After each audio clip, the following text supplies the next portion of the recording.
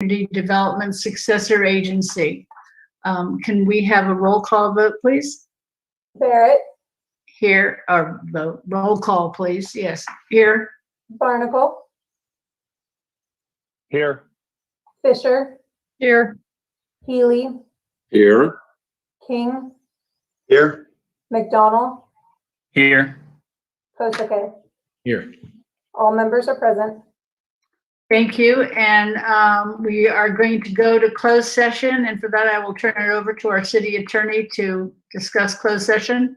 Thank you, Madam Mayor. The council will confer with legal counsel regarding anticipated litigation to address significant exposure to litigation under Government Code Section 54956.9, paragraph 2 of subdivision D, and that's regarding one potential case. Thank you. Thank you. So I will ask our city clerk if there's been any emails or correspondence on the closed session item. Madam Mayor, no comments for this item. Okay, so I will ask our moderator to see if anybody in attendance wants to speak to this item. Thank you, Madam Mayor. At this time, members of the public wishing to speak on the closed session item only, please raise your hand in Zoom and you'll be called on in turn. You'll have 3 minutes in which to give your comments. And I'm looking to our 2 current attendees and I do not see either having a hand raised at this time, Madam Mayor. Okay, thank you. With that, we'll close public comment on the closed session item and the council will adjourn to closed session and we will be coming back to the regular meeting either at 6:30 or the end of the closed session item, whichever is later. Okay. Madam Mayor, if I may. Yes. I can't seem to find the link for the closed session. If staff could resend that to me, please. Okay. Yeah, thank you. Thank you, Mike. Okay, we'll do that and we'll all go to closed session. Thank you. With that, we'll go to closed session.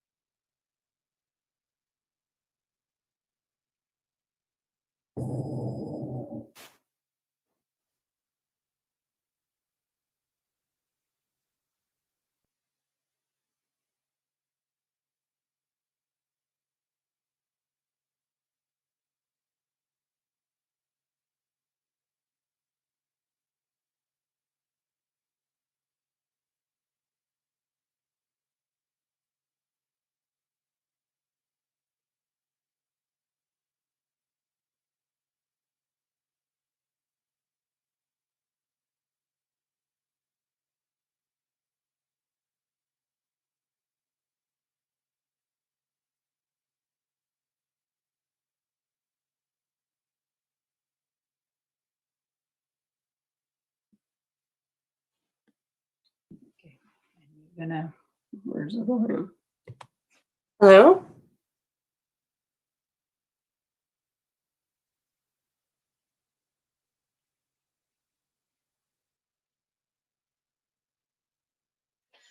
The meeting is still in closed session. We're not starting just yet, just for your information.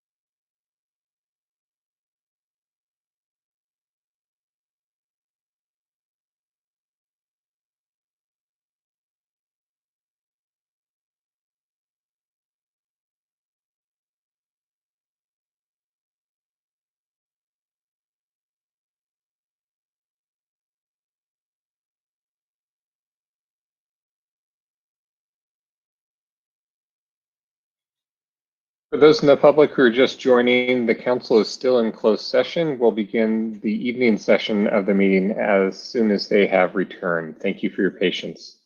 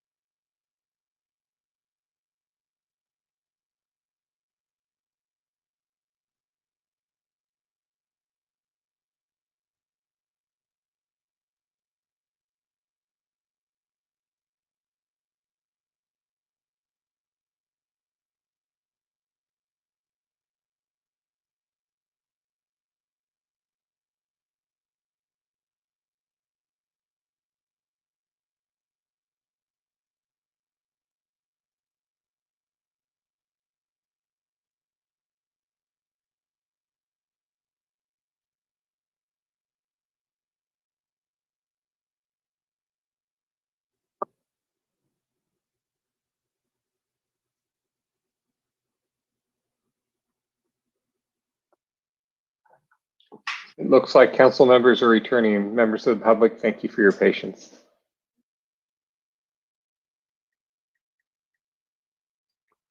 Okay.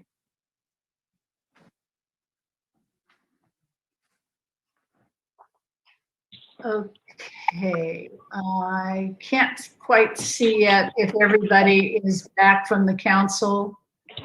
So just give me a minute here. Looks like they are in the process of returning. I don't believe we have everybody yet.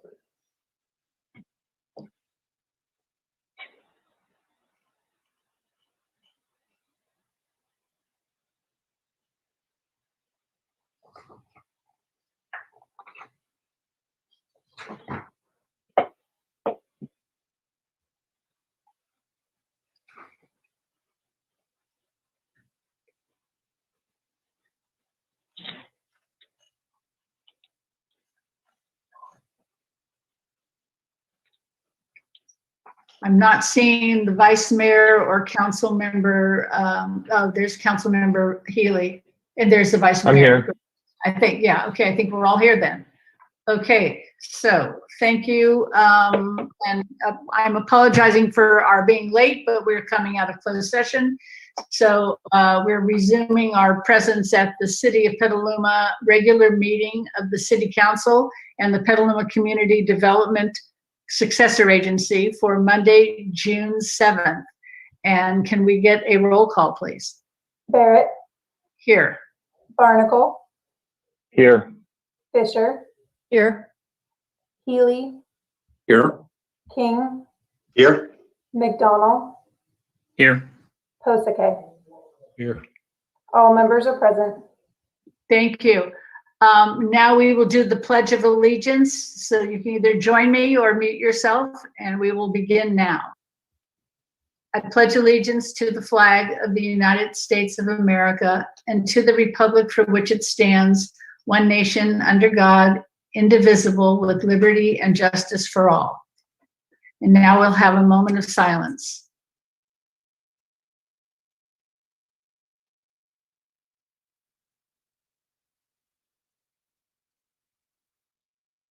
Thank you. I will go to our city attorney for a report out of closed session. Thank you, Madam Mayor. There's no action to report tonight. Thank you. And with that, for agenda changes and deletions to the current agenda, I do not believe there are any. Seeing no one, we'll proceed with the agenda as posted. And we have two proclamations this evening.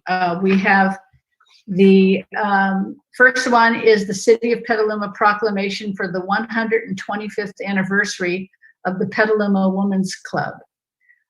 Whereas 125 years ago, 12 women started what is today a very successful Petaluma Women's Club with a current membership of 123 people. And whereas over the last 125 years, these women have provided their clubhouse and talents to many groups and individuals, including assisting the Red Cross and the Liberty Bond Program as far back as World War II. And whereas the Women's Club has shared their building with community members for memorable celebrations, assisted in the restoration of General Vallejo's adobe and the building of a new local library, and supported local businesses and nonprofits. And whereas scholarships sponsored by the club are awarded annually to local high school students. Now therefore be it resolved that I, Teresa Barrett, Mayor of the City of Petaluma, along with the members of the Petaluma City Council, do hereby congratulate the Petaluma Women's Club on their 125th anniversary. We commend them for all their compassion and dedication to the citizens and groups of Petaluma, and wish all the members continued success and well-being in the next 125 years of their existence. And here to accept the proclamation is Colleen Mahoney. Thank you, Mayor Barrett, and thank you, members of the council. We're thrilled to be recognized for our accomplishments in the community and our years of longevity. And we're thrilled to let you all know that we're reopening next month. Our members are becoming active again. We're opening up our speaker series, which is involving in the community. And we're just thrilled to be a part of such a wonderful, giving, philanthropic community. Thank you, and we're actually really glad to have you here. So keep up the good work. Thank you very much. Thank you. And now we're on to our second proclamation, which is for Lesbian, Gay, Bisexual, and Transgender Pride Month, June 2021.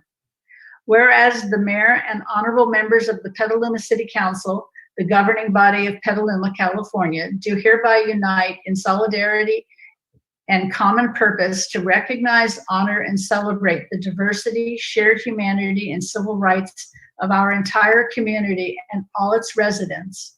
And whereas each of us were born into the world the way we are and should be able to live without fear of prejudice, discrimination, violence, or hatred based on our race, gender, identity, or sexual orientation. And whereas the Petaluma community includes people of all ages and races who are lesbian, gay, bisexual, and transgender, and each of us should have the same unalienable equal rights, benefits, and responsibilities that are shared and enjoyed by each of us. And whereas embracing and celebrating our individual identities and commonalities as Americans helps to further bring everyone together and drives the development of our society. And whereas the history of the world has shown that continued human progress and the success of society and civilization has been built on the foundation of inclusiveness and acceptance. And whereas embracing our differences helps to fulfill the principles and creed written into the founding documents of our great nation, in that our individual destinies and that of our families and communities include not only the aspiration of our federal constitutional republic, but the support and success of all our citizens in realizing the fulfillment of its promise. Now, therefore, be it resolved that I, Teresa Barrett, Mayor of Petaluma, along with the members of the Petaluma City Council, do hereby proclaim the month of June 2021 as Petaluma Lesbian, Gay, Bisexual, and Transgender Pride Month, and bring to the attention of all our residents that we may join together in honoring our diversity and community. And here to accept the proclamation is Hanan Hunady. Thank you, Mayor Barrett and the rest of the Petaluma City Council, as well as Petaluma community members, for presenting the LGBTQ+ community with this proclamation. In this, we receive a statement of recognition and inclusion, and in so doing, we ask our community to commit to guarantee safety and equality for all community members, regardless of sexual orientation, gender, race, cultural identity, economic status, and religion. As the president of Petaluma Pride Association, I'm here to represent the LGBT+ community of Petaluma, and in so doing, we'll share with our community our vision in creating a more accepting and unwaveringly safe environment in a city that prides itself on being friendly and welcoming to all.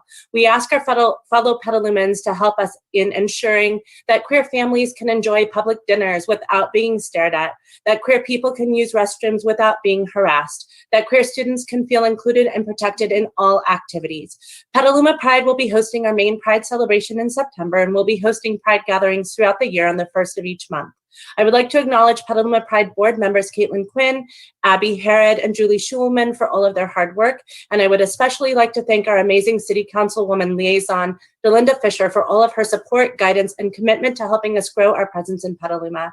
I would also like to acknowledge our sister community organizations, Amor para Todos, Tide, and North Bay LGBTQI families for being a wonderful partner in spreading LGBTQ+ education in our town, and to Petaluma People Services for believing in the importance of safe community for all. Thank you once again for upholding the month of June as Pride Month. We know that there are people in this community who still want those colors to be hidden, but we are here. We are your children's teachers, your doctors, your construction workers, your neighbors, and we are proudly Petalumans. Thank you. Thank you very much. We appreciate it. So now we are going to move on to general public comment, and I will ask our city clerk if she has received any general public comments. Madam Mayor, we've received 9 general public comments, which are posted online with the agenda packet. Okay, thank you. And I will ask our moderator, Patrick Carter, to see if there's anyone in the public, in the audience who would like to make a general public comment. Thank you, Madam Mayor. Members of the public, I'm going to start this 30-second timer, at the end of which we'll find out how many people have raised their hand and divide the time up accordingly. So I'm starting the timer now. During general public comment, the public is invited to make comments on items of public interest that are within the City Council's subject matter jurisdiction and that are not listed on the current agenda. Comments will be up to 3 minutes, depending on the number of hands raised, and we'll split those either 3 or 2 minutes each. Just raise your hand in Zoom or press *9 if you're participating by phone. Attendees will be muted when their time expires and when their comments have concluded, whichever comes first. We currently have 11 hands raised, 10, with the last speaker being Sarah. So we will note that down. And just a reminder, speakers are encouraged to be respectful. Threats of violence and obscenity are grounds for removal from the meeting. So with that, our first speaker will be Paloma, followed by Janice Cater-Thompson. I will unmute you in a second, Paloma, but I'm going to reset my timer to 2 minutes because we're more than 7 hands raised. Paloma, you may unmute yourself and begin your comments. All right, thanks so much, everyone. I'm going to be leaving a comment about Stefan Perez. I just want to say that I'm not mad. I'm kind of just disappointed. I wish I didn't have to be, Debbie Downer, and instead I could talk about all the good things the City Council is doing in these general public comments. But I just feel like City Council has had so many opportunities to stand tall against people with known white supremacist ties or people acting in bad faith. And Stefan Perez has known white supremacist ties and has been acting in bad faith by joining the Ad Hoc Committee on Community Policing. Policing is an institution with a known history of overt or covert white supremacist ties, and having an advocate for that on the committee is diametrically opposed to the wishes of the community. And it's really weird to be talking about this when you just had a whole thing about Pride. Like, Pride was a riot against policing. Like, it was started against overt policing and white supremacy and anti-LGBT issues, and having somebody who's alt-right and a white supremacist on this committee is just ridiculous to me.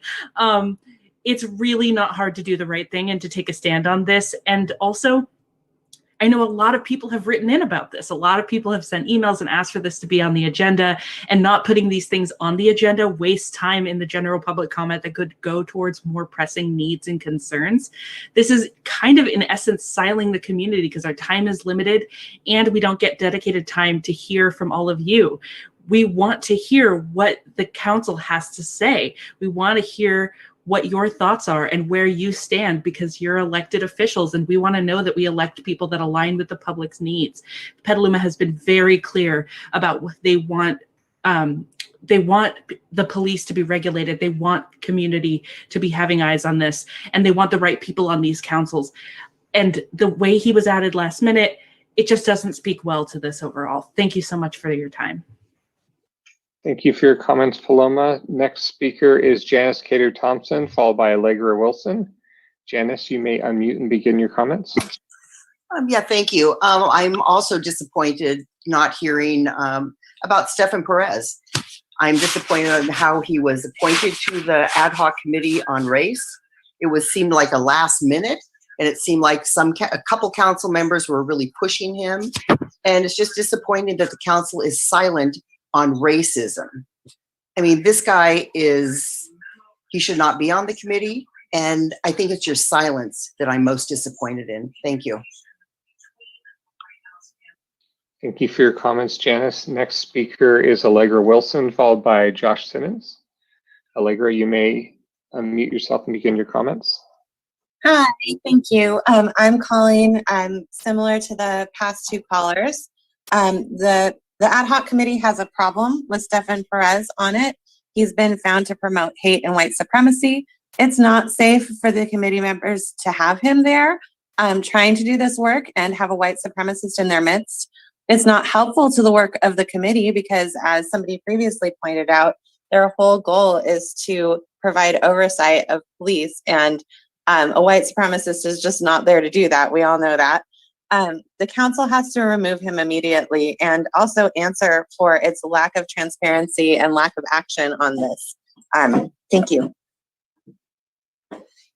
Thank you for your comments, Allegra. Next speaker is Josh Simmons, followed by Chris JRN. Josh, you may unmute yourself and begin your comments. Thank you, Patrick. Good evening, City Council, city staff, fellow members of the public. You won't be surprised that I'm calling in about the exact same thing. There are two issues. One is a matter of safety. And as I understand it, concerns were raised well before his appointment to the ad hoc advisory community advisory committee. And yet he was still appointed. This represents a tacit endorsement of a pattern of harassment.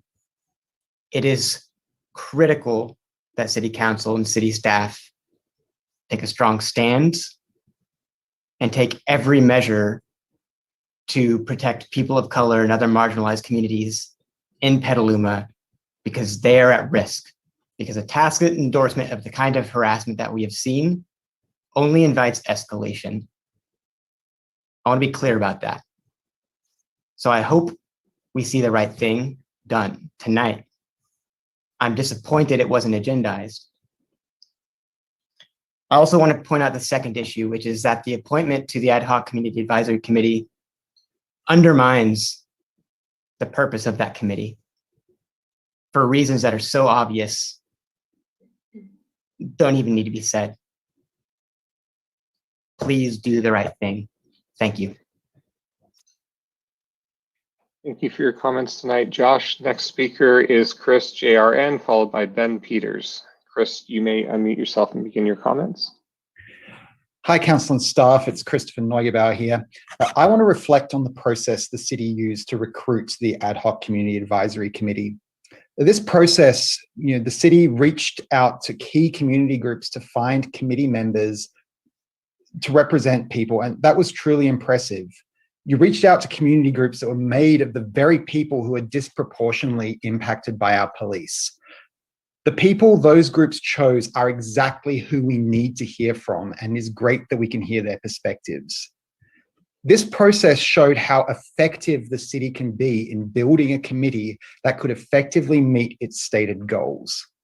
The city should use this process as it was intended for as many future appointments as it can. And yet, when council met in March, you appointed a member who was not nominated by a community group, didn't appear on a short list before the meeting, and didn't appear to have the strong support of anyone on council. On rewatching that meeting, it looked like he was almost appointed by accident. Since your meeting, that man, Stefan Perez, has been revealed to have views and conduct himself in ways that are deeply counterproductive to the goals of your committee. His continued presence on this committee will only undermine the good work of the other committee members. Please correct this mistake so that the committee can once again hold the trust of the community it needs to serve. Remove Stefan Perez from the committee. Please reflect on this one small mistake in your process, which let Mr. Perez be appointed, and use the lessons you've learned to improve the process you use to appoint the rest of the committee. Because, but for this one mistake, which you can make the choice to fix, the process showed that this city can be truly engaging with its community, and you need to be able to be proud of that. Thank you. Thank you for your comments, Chris. Next speaker is Ben Peters, followed by Veronica O. Ben, you may unmute yourself and begin your comments. Good evening, everyone. I'll keep this brief so we can have more conversation about removing white supremacists from our community. Just wanted to follow up on my previous comments regarding our housing crisis. I want to particularly thank the general manager of the airport for providing some valuable information about that 40-acre parcel. turns out the density for housing is much more significant than I thought. And that while it's perhaps undesirable to live under an airport flight path, there might be some confusion regarding what can actually happen as an example of what is the incredible abundance of developable property that we have in our city, and that we just need a fresh pair of eyes to look at this opportunity. So again, thanks, and thank the airport general manager for his work. I encourage everyone to attend those meetings. It seems there's a lot of real estate activity that is of interest at that city facility, and we should all keep our eyes on it. Thanks. Thanks for your comments, Ben. Next speaker is Veronica O, followed by Daniela Delario. Veronica, you may unmute yourself and begin your comments. Good evening, Mayor Barrett and council members and city staff and community. This is Veronica Olson, and I just wanted to talk tonight about Know Before You Grow. They have been working on a volunteer-run local planning focus, and they've been offering community educational events for the past few months on the general plan related topics. And it's all run by community volunteers. They identify experts, they get speakers, they create focus and content and organize these events. And tonight I want to highlight this tremendous effort from the community and the topic experts in contributing to the general plan education process by providing context and content, and it is also a means of community building. So far, there have been 5 workshops, all packed with information from industry experts. There was the terms and definitions, the context of climate change, the context of housing, the context of environmental, the Petaluma River watershed, the context of historical preservation. Tonight, I would like to announce that there is forum number 6, and this is a special event because we have Know Before You Grow has managed to secure a nationally renowned architect named Carl Elefante. He's a former American Institute of Architects president and an expert in adaptive reuse, renovation, restoration, and the understated value of existing buildings. And this relates to how cities can plan for climate change. He says the greenest building is the one that is already built. He asserts that it's not enough to design super efficient new buildings, that to reach zero net carbon. I'm sorry, I had to cut you off there, Veronica. Your 2 minutes had expired. Next speaker is Daniela Delario, followed by Zaira. Daniela, you may unmute yourself and begin your comments. Hi, thank you so much. My name is Daniela, and I am calling to ask you to please remove Mr. Stefan Perez from the ad hoc committee. I really just want to echo what so many others have said already regarding him being present at these meetings and part of this ad hoc committee. I find it really disturbing that we have someone who has ties to white supremacy, who is, he's been found to promote hate, that we have someone like this on one of our ad hoc committees. And in addition to it being just very disturbing, it's also a safety issue. And I think that was already brought up. We can't allow someone like that. If we're trying to combat white supremacy in our community, we cannot have a white supremacist on the committee. It's a safety committee. It's a safety concern. We have various activists in this community right now today who are getting threats, like death threats, because of their activism. Having him present in those meetings is a safety concern. So please remove him from the committee. Thank you so much. Thank you for your comments, Daniela. Next speaker is Zaira, followed by Sarah. Zaira, you may unmute yourself and begin your comments. Thanks, Patrick. So while everyone else is disappointed, I'm not. Silence is compliance.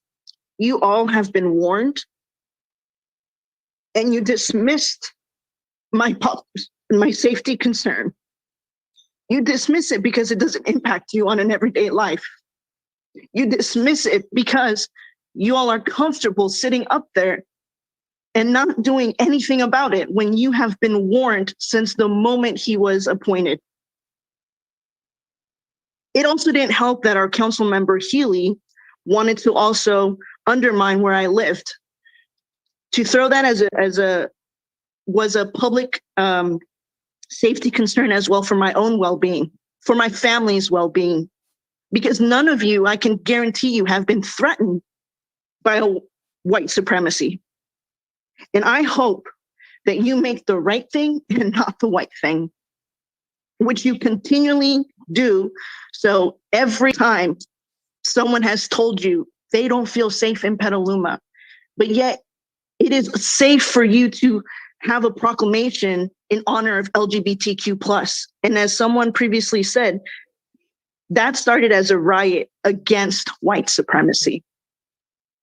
So I hope that you remove immediately Mr. Perez, because I can tell you that just because you're not hearing from a lot of folks, they're doing it out of fear.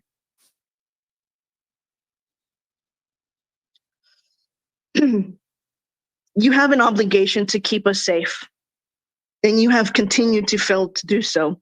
And I hope that you make this up by doing the right thing and removing Mr. Perez from the ad hoc committee. Thank you. Thank you for your comments, Sarah. Next speaker is the last speaker, and that's Sarah. And just a reminder to those that have raised their hands since the timer stopped, if you're unable to speak during the time allotted, please send your comments to cityclerk@cityofpetaluma.org, and they'll be posted on our website. Sarah, you may unmute yourself and begin your comments. Yeah. Hi, my name is Sarah. They, them pronouns. What Zyra is having to go through, what other members of our community is having to go through is just incredibly frustrating and enraging. And I also want to call for the removal of Stefan Perez. And one speaker said that this was a small mistake, and I really want to emphasize an aspect of this that makes this such a huge mistake that was made. I've heard Michael Eric Dyson say that the ingenuity of white supremacy is that it does not require a white body to be effective and efficacious. And y'all added this person to the committee on the basis that he would represent the Native voice. And that was the like critical mistake here. And we absolutely do need Indigenous voices in local government. And I hope that somebody has reached out to the Great and Round Chariot, because they have said that Perez does not represent them. And I would hope that somebody asked who would. But the mistake made was tokenism. And tokenism is something that is incredibly destructive for marginalized communities. It serves to silence us. It distracts from real and important issues facing our communities. And this is one of those examples, except that it's actually incredibly dangerous to people in our communities as well. And I really genuinely hope that y'all reflect on that, on how we ended up with him in the first place. If y'all don't remove or at least suspend Stefan Perez, I can't imagine that the ad hoc committee will be able to function, let alone be trusted or have any credibility. If you're committed to the mission of that committee, if you're committed to racial justice and race relations, it's absolutely imperative that you remove Perez. We don't need you to tokenize our people. We need you to respect us. Thank you for your comments, Sarah. And that was the last hand that was raised before the timer ended. So I'll turn it back to you, Madam Mayor. Thank you very much. With that, we will close general public comment and bring it back to council comment. And I will start with Council Member McDonald.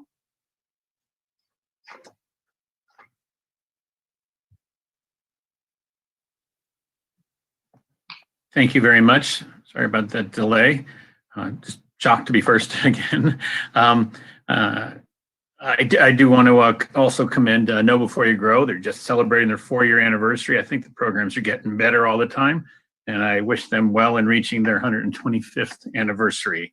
I attended a powerful ride of silence commemorating lost lives on bicycle, and I'll leave it to our Councilwoman Fisher to provide more detail as it was her leadership that got us there. In my committee assignments, the continuum of care, the HUD required system of care on homelessness has met numerous times this month and since our last council meeting, allocating funds for the homeless. And in this city's notice, we have recognized that we received funding for a van for the coming Cahoots program and also a vehicle for the DST, the Downtown Streets teams. I think those will be well received. And I've also been put on the Strategic Planning Committee and the Homelessness Information System Subcommittee. So I'm going to be very busy in those areas. On May 26th, that group met regarding policy for the almost 300 new housing vouchers for the chronically homeless in the county.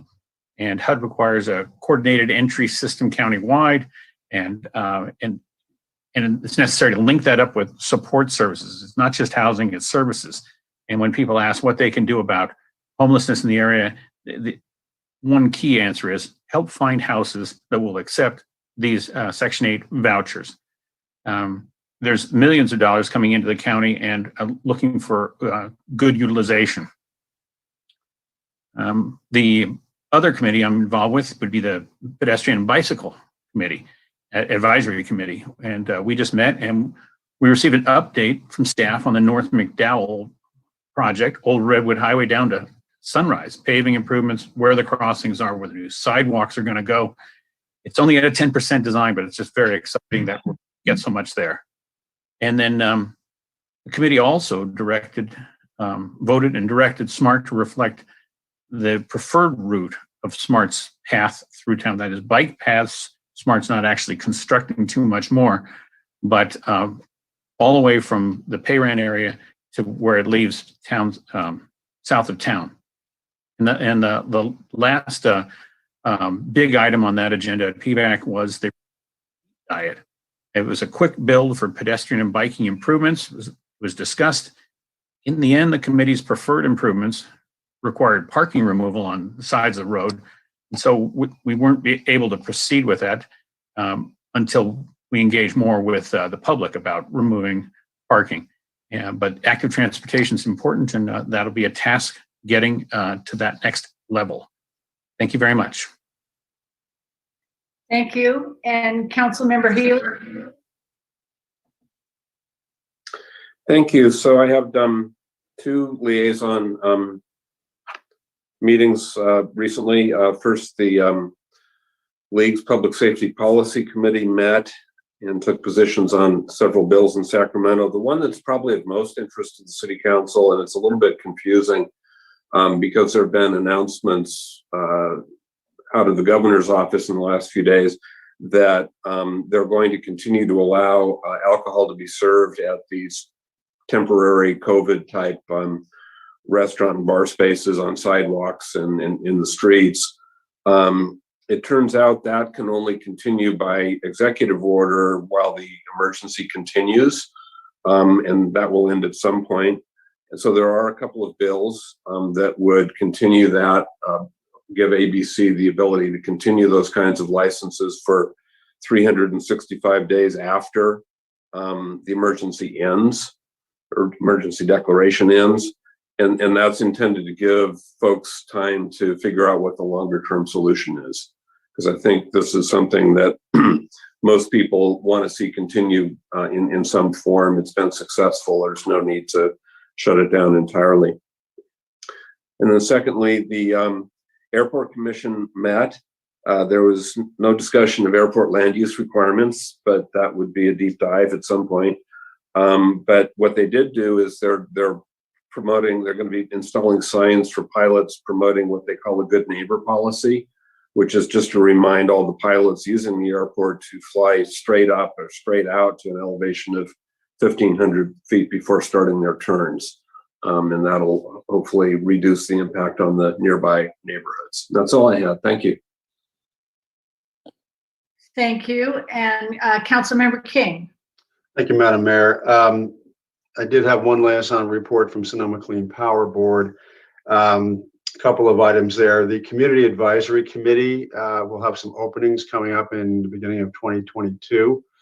And the application and recruitment process is happening now, although it will continue until October 1. So quite a bit of time to consider it. And hopefully some people from Petaluma will put their names in to be on that advisory committee. It is a committee that the elected representatives on the board listen to quite a bit, and very important. They perform a very important function at Sonoma Clean Power. If anyone's interested and has any questions, you can get in touch with me through my city email, and I can provide further information to you if needed.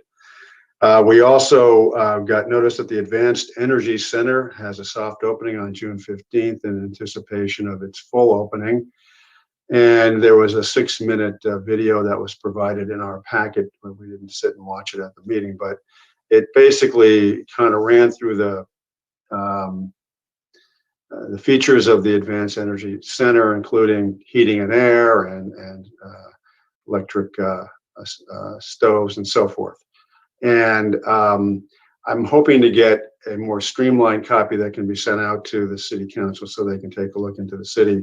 And I hope to get it out to you this week. And you can look at it if you wish. If not, you can do what you do with emails you don't want to read. So that will be something helpful for folks. And on the website, we got to look at the Bike Electric Riders Guide that they've put forth. It's several pages. It's on the Sonoma Clean Power webpage, and it covers a lot of the e-bike basics, including safety issues, charging issues that you have to deal with, charging recommendations, some of the rules of the road. I know that several public commenters a few months back had questions about that. So that's hopefully a helpful resource. And there will be no rate increase on electricity from Sonoma Clean Power in July, which generally had been the case, but will not be the case this go around. It's possible there'll be a rate increase in the coming year, but at this point there is not. So that's my council report for the evening. Thank you. Thank you. And Vice Mayor Barnacle.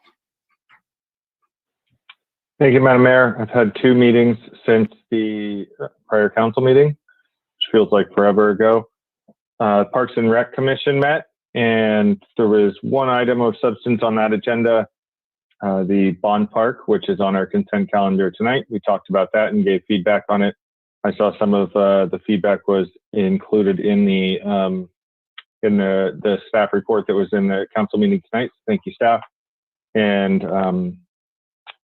there was also some more comments about sort of the budget, the skate park, and things like that. There's more people showing up for that.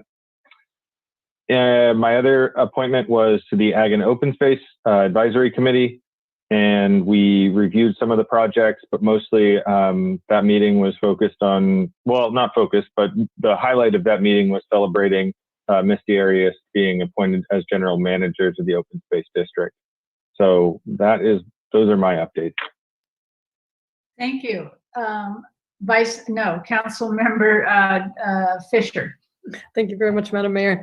So I did have one liaison assignment. That was the Planning Commission met the night after our last meeting on the 25th of May, and we had a presentation from the climate framework plan, had a discussion about that. We also had a presentation on the local hazard mitigation plan, which is coming up on our agenda on the 21st, as well as the vehicle miles traveled. We actually took a position on that, and that will be before us again on the 21st. This SCTA, the Sonoma County Transportation Authority, has not met, but I did instruct the executive director to go ahead and send a letter in support of the Danco project. So she did in fact do that. And last week, Petaluma Pride had a picnic in front of City Hall on June 1st. It's kind of an impromptu last minute gathering, and it was fabulous. A whole host of families there. And so we're going to continue that. And our next picnic pop-up will be on July 1st at 6 p.m. And we're going to be at Bond Bond Park's getting a lot of attention. And as Councilmember McDonald mentioned, I was also on the Ride of Silence. I actually did not organize that ride. Petaluma Wheelman did. It looked like from the photos that I was leading it, but I was not. I was the wingman. But with that, we've been talking with a number of groups I belong to about doing a community ride. And so I decided to take the bull by the horns and say, okay, we're going to start doing a community ride. And so the first one, and my name for it was the first Fridays at 5. So we could all remember when that ride would take place. And so it was coming up on the first Friday at 5 last week. And so we decided to go ahead and let some people know about it and help us plan it. And so we all met at Walnut Park Friday night at 5. We had about 17 people there and had a discussion about what that ride might look like, sort of the rules of the road and what we would do. And it was in conjunction with the Petaluma Wheelman, Bike Petaluma, and the Sonoma County Bicycle Coalition was there as well. So I am pleased to announce that we are going to start the first Friday at 5 rides. Next one scheduled for July 2nd, meeting at Walnut Park, and it will be family friendly. Thank you so much. Thank you. And Councilmember Postlecape. Thank you, Madam Mayor. We had the last meeting of the spring semester of the Youth Commission since our last meeting and elected new officers for next year. President will be Sam Kramer of Petaluma High School, Secretary Lily Moser of Petaluma High School, Vice President yet to be chosen. On the Climate Action Committee, we haven't had another meeting, but we have formed an ad hoc committee to consider applying for something called the Cool Cities Challenge, which is a competition whereby 3 California cities over 40,000 population will apply to receive a $1 million grant over the next 5 years to help them start their efforts to become carbon neutral by 2030. Lastly, we had a health action meeting with a 4-hour session on racial equity and inequity.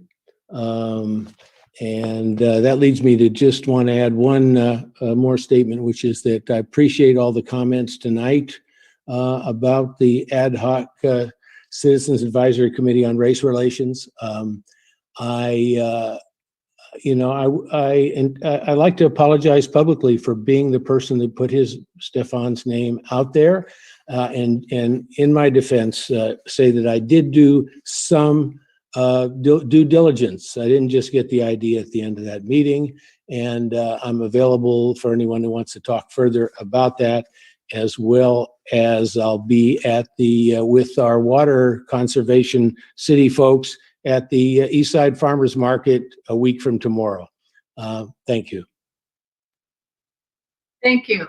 I had liaison meetings for the Bay Area Air Quality Management District, which took 7 hours of public comment on our meeting on the installation of scrubbers on catalytic converters at local refineries.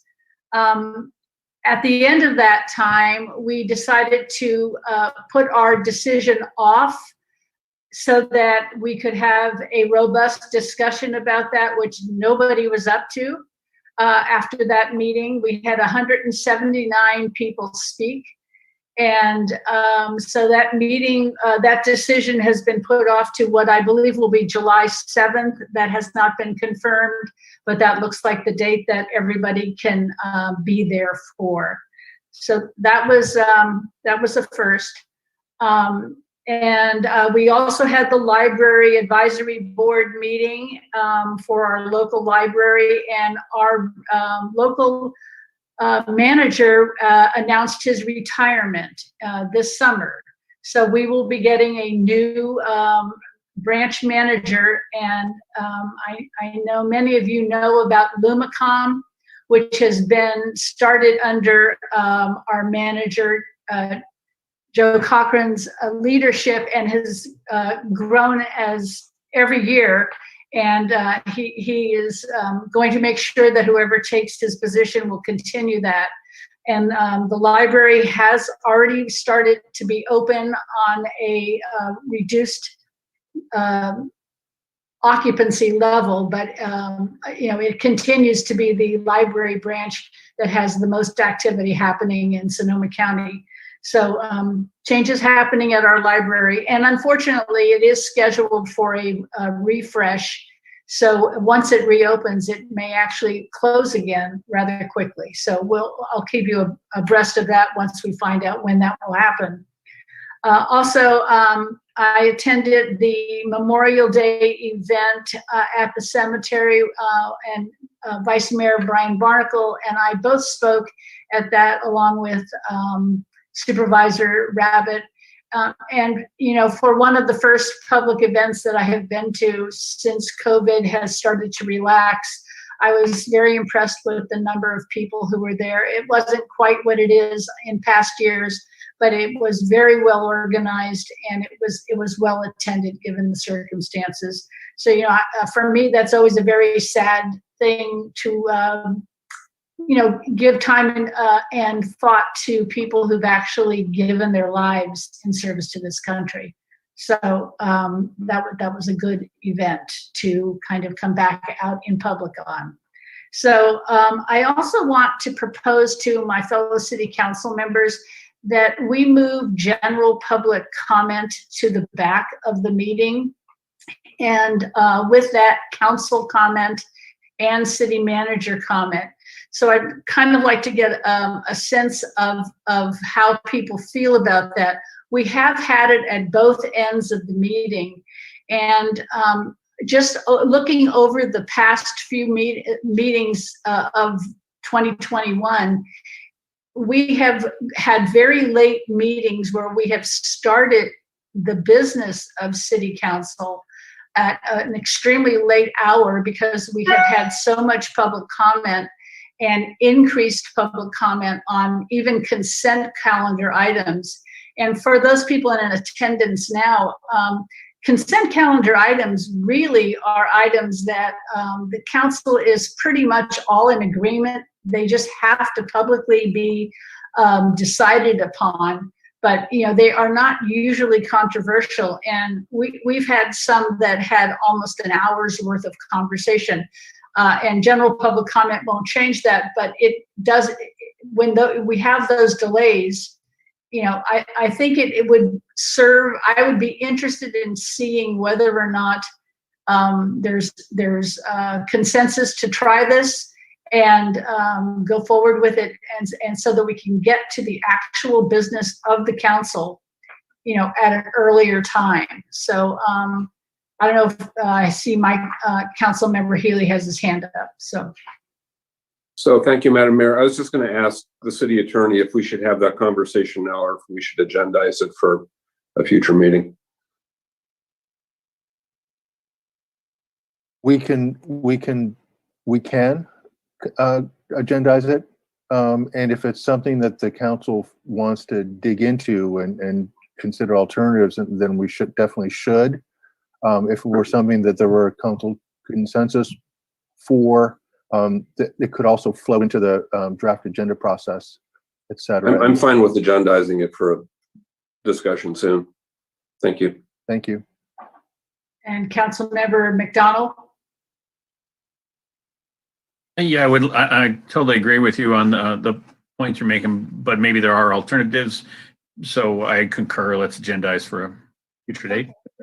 So, all right, if we have at least two people who want to agendize it, I would ask staff to please do that as soon as we can. I think that would be a good thing. It seems to me the purpose of our city council meetings is to get the business of the city council done in a timely fashion that allows those people who have agendized items dealt with in a reasonable hour. So that is my motivation on this, and I look forward to having that discussion on a future agenda. So with that, I will ask our city manager if she has any comments today. Thank you, Mayor.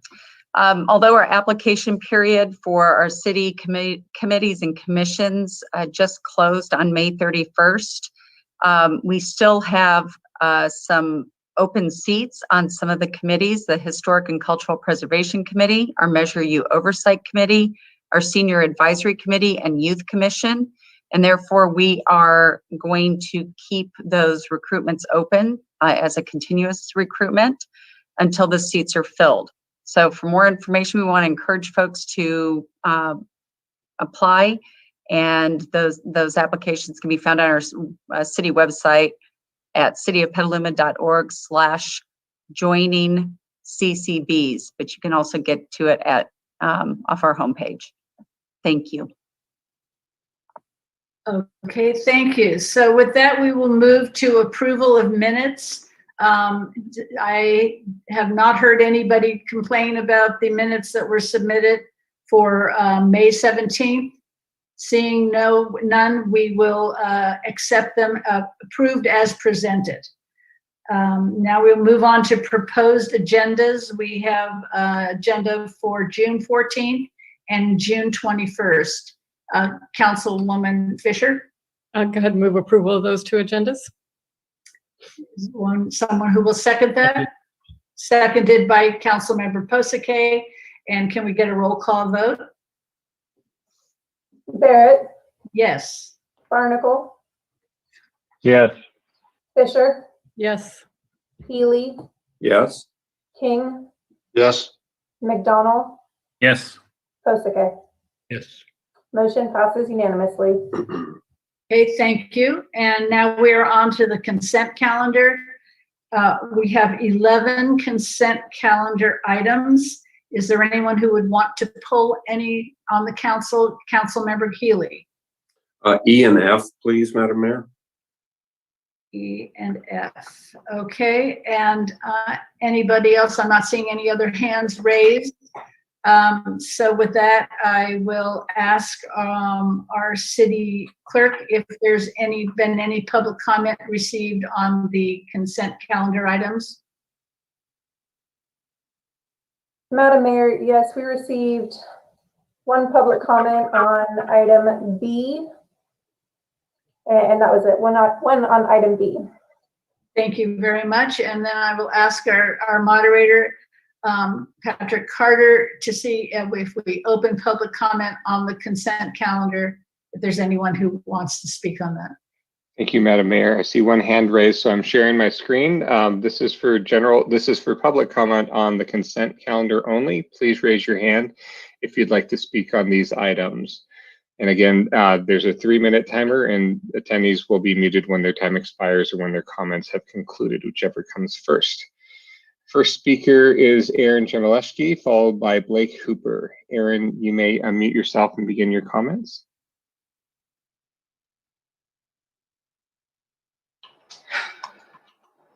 Hi, this is not how I wanted this to go. This is Aaron Chmielewski, Petaluma resident. Consent calendar. Yes, so holiday-wise, let's talk about Martin Luther King, okay?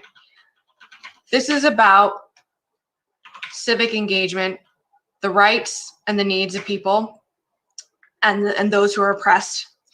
And I really wish, as the public, we got to speak more to these things and other issues that are happening to all of our community members, but we are limited to only 20 minutes of public comment, and all have lives too that we didn't sign up for this position, so we can't speak to everything. But it is important, because just like today we celebrated Pride that was started by a riot, we need to push against the norms, and we need to do that by allowing our community members to speak and have that time to speak. Thank you. Thank you, Aaron. Next speaker is Blake Hooper. Blake, you may unmute and begin your comments. I'd like to speak on consent item 3J, the living wage ordinance. I just wanted to say that I'm glad to see that the proposed living wage increase is moving forward. Many in this community are struggling to just continue to make a life here, even to thrive here. And part of that also means feeling safe here. And that's why I just wanted to say, well, I'm grateful that you're moving forward with an increase to the proposed living wage ordinance as it exists. I really have to ask this council to please listen to the other comments that have been raised and agendize removing Stefan Perez from the Oversight Committee. Thank you. Thank you for your comments, Blake. And that is the, Rebecca has raised their hand. Rebecca, you may unmute and begin your comments. Yes, I would like to speak on consent item, let's see, 3D. And though I am wonderful,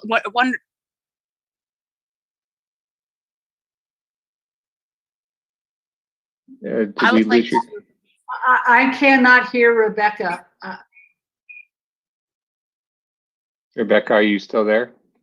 hello? Yes, we could not hear you. Can you please continue your comments?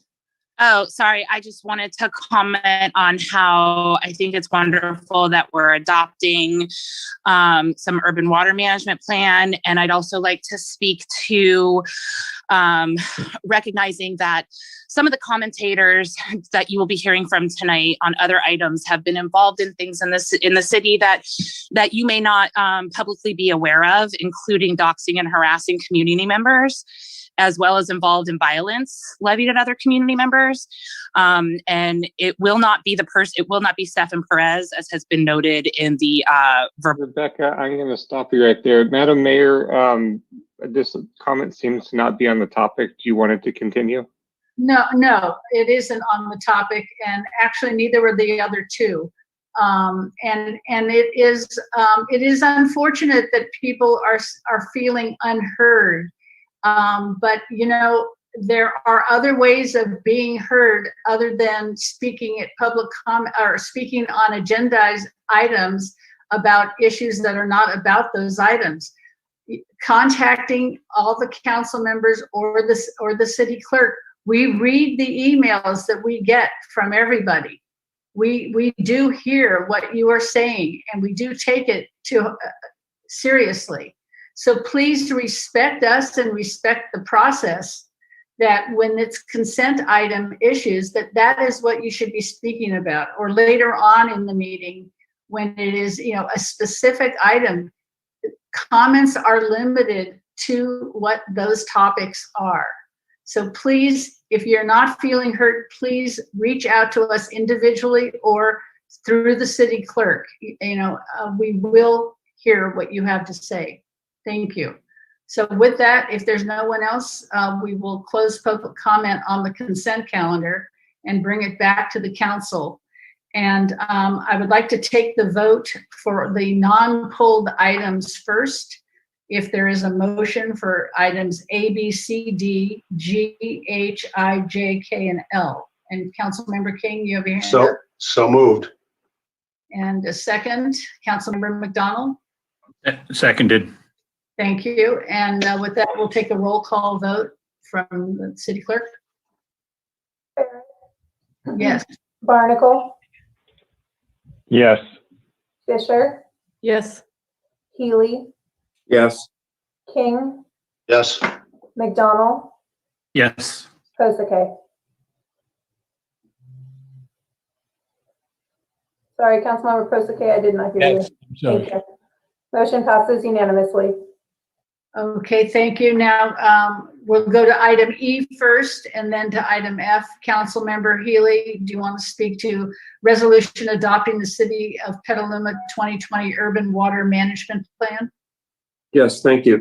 So I'm going to support this and I'll make the motion, but I did want to say that with respect to the discussion in the document about future expansions of our Purple Pipe program, in the distant past, I know there were the final phase that staff was supporting, and it was previous iterations of staff, no one who's still around, was talking about getting that to the west side, because we have no purple pipe on the west side. We have no ability to replace potable water with recycled water at any of the parks or schools or playgrounds on the west side of town. That was always going to be the least and last cost-effective part of the program. But I think if current events indicate anything, it just underscores the need to move forward with that and focus on things that will actually displace potable water usage in the future. So I support the item. I make the motion. Thank you. Thank you. Councilwoman Fisher had her hand up first. I did. I'll go ahead and second the motion, but I had a quick question of staff. You're recommending that irrigation be only Tuesday, Thursday, Saturday from 7 p.m. to 8 a.m. That's the next item. Oh, sorry. I'll shut up and ask the question the next time. Okay. All right. Well, we'll call on you first next item after Councilmember Healy. Vice Mayor? Yes, to Councilmember Healy's point, we just filled out a poll or a survey for the North Bay Water Reuse Authority, and there was like 7 different categories, and extending purple pipe was the top priority that we submitted. So we have let the group know that it's something we want to continue with. And there was a couple of others, but that is underway. Thank you. And Councilmember McDonald. Thank you very much. You know that there's a long history with the purple pipe, and originally it was to stop sewage outflow. It's to get rid of the water on land rather than put it in the bay in any way. And now more and more it becomes as an augmentation of a potable system, and staff's been looking at more aggressive use, but I would suggest an even more aggressive type of use, not by region, but by cost effectiveness. And there are many uses that we may be able to tap in along existing lines that we need to engage more in. I would like to see something come to council talking about how priorities are occurring. The amount of pipe it takes to get to the west side is phenomenal. And if that same water use can be accomplished, if the potable offset can occur on the east side, I'm just as happy to have the less cost alternative, because we are talking about significantly higher unit costs for water on the recycle side. And so let's examine all alternatives. Thank you. Thank you. And Councilmember Fisher, is your hand up again? No. Okay. So we have a motion for item 3E and a second by Fisher. So can we have a roll call vote? Barrett? Yes. Barnacle? Yes. Fisher? Yes. Healy? Yes. King? Yes. McDonald? Yes. Kosake? Yes. Motion passes unanimously. Okay, so now we're on to item 3F, which is the resolution adopting the City of Petaluma 2020 Water Shortage Contingency Plan and resolution repealing resolutions of 2016 and 2021 and authorizing the city manager to implement the city's 2020 Water Shortage Contingency Plan Stage 3 within the area served by the City of Petaluma Public Water System. Mr. Healy. Thank you. So I support the intent. I think the document before us is not quite ready, and I would encourage the council to continue this to the next meeting so it can be fine-tuned. The requirement for us to reduce our water purchases from the county water agency of Russian River water by 20% kicks in July 1, so we could do it at the next meeting and still be timely. And my concerns fall under 2 areas. First, there has been much conversation about us being able to continue to support the dairy farmers in the unincorporated areas near us, who are in much more dire circumstances than they are in normal years. And it's discussed in I think accurately in the staff report, but then when you look at the actual draft resolution, and it's section 6M, which would limit current potable water hauler accounts to no more than the current allocation, meaning what they've done in the recent past. and monitoring load accounts for monthly usage, and no new potable water hauler customers will be permitted. That's not consistent with the conversations with the county and with Sonoma Water. The county, as everyone knows, is going to be reactivating an inactive well in the Santa Rosa Plain and allowing that water to be wheeled to us. So we need to have legislation that actually says what we want it to say, as opposed to just doing it on the fly and not having accurate legislation. So that's something that can be pretty easily fixed by the time of the next meeting. And I think passing this in this form now would send very bad signals to the ag community and to the county that we're not honoring the tentative agreements that we have with them. And then secondly, and perhaps more importantly, the council needs to understand that the cutback we're required to make is 20% from the period July 1 through October 31 of purchases of water from the county water agency, which is Russian River Water. We have been told by staff that our wells can make up about 7% of that. So what we actually need our customers to do is about 13% to meet that 20% target from the county. And yet we have a proposal before us that calls for a 25% reduction by our customers, not 20, and not taking into account the wells. And, you know, our customers have invested a lot of money in having that well system there, and they should get the benefit of it when we need it, as we do now. And, you know, we saw in the materials from staff today that there might be a possibility that the county or the state will require more than 20% at some point. And if they do, we can adjust this, but that's where we are now. We're at a 20% mandated reduction, and our wells don't count against that. I would note that paragraph 6I in the resolution would basically kill the landscaping at every West Side Park and landscape assessment district, and I think that's unnecessary at this point. We're not at the point where we need to do that. If there's another bad winter, we may be there. We're not there yet. So I would encourage the council to continue this item, so I don't have to vote no. I think it's important that the council be unified on this. Thank you. Thank you. And does staff want to respond to that?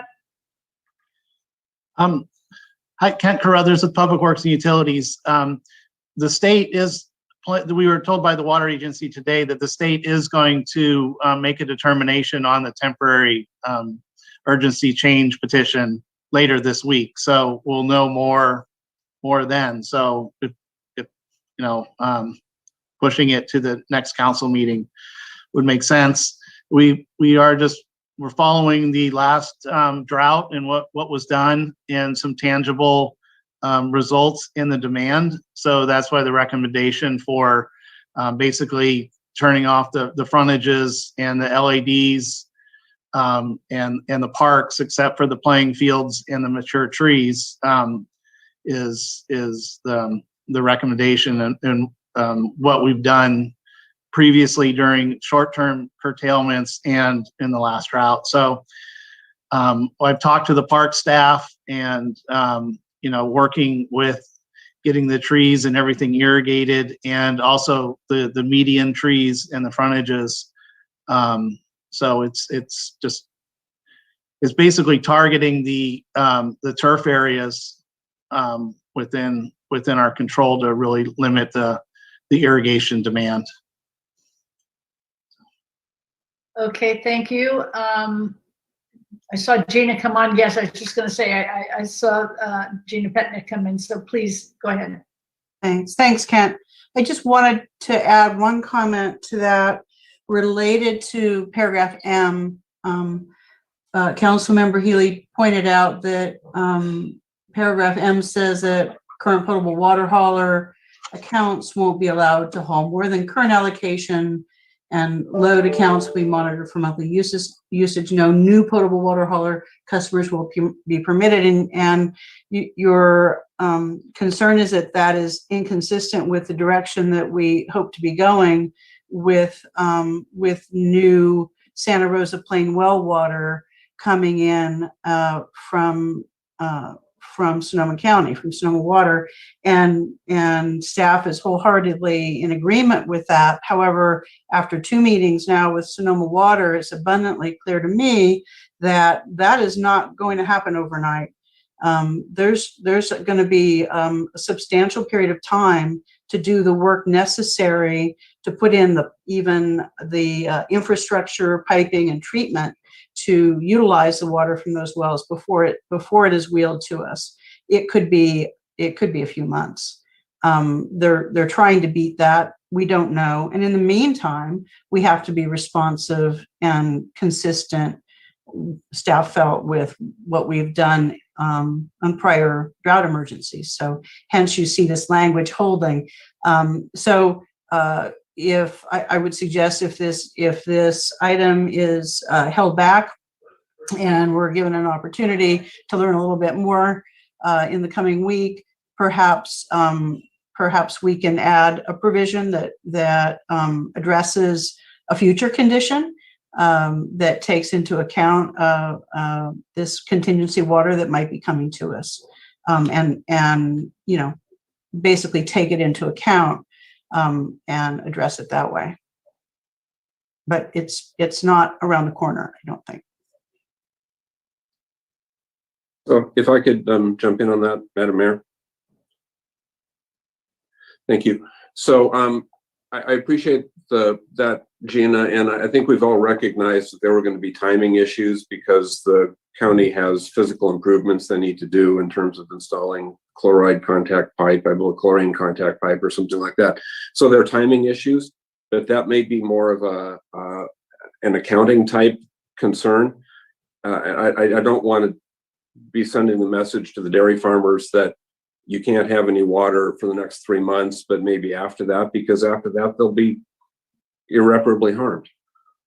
So there needs to be a solution to this, and I think working in good faith with the county, we can come up with that. So I'd like to continue the item so we can achieve that. Thank you, Councilmember Fisher, followed by Councilmember McDonald. I just want to clarify that Councilmember Healy didn't want to move the item. He wanted to continue the item, correct? Yes. Yes. So my question about this was about the hours for irrigation. As it reads in the staff report, it says Tuesday, Thursday, Saturdays, 7 p.m. to 8 a.m. So does that mean that on Tuesdays, I can water sometime before 8 a.m. and sometime after 7 p.m.?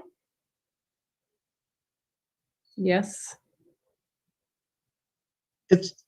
I would say it's intended like on Tuesdays at 8, and then it would go into Wednesday in the morning. So it'd be like an irrigation timer would go on. But we just want it to, I guess we can clarify that it would be Tuesday starting at 8 and then going into Wednesday morning. So it would be through that night.